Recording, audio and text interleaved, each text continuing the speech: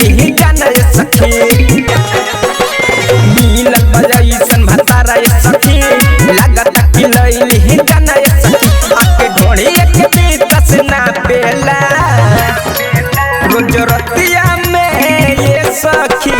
भीतर ले चापेला रोज रतिया में ये सखी भीतर ले चापेला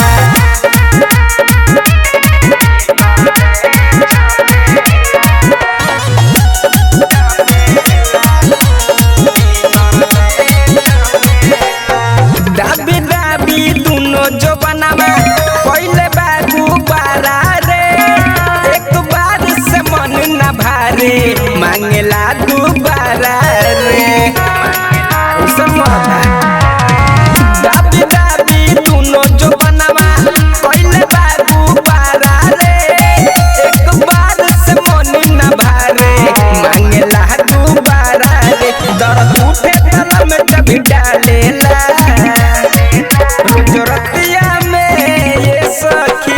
भीतर ले चापेला रोज रतिया में ये सखी भीतर ले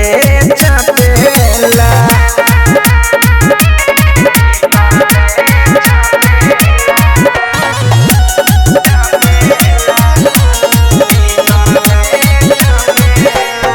कबो नीचे से कबो ऊपर से कर बड़ी तंग रे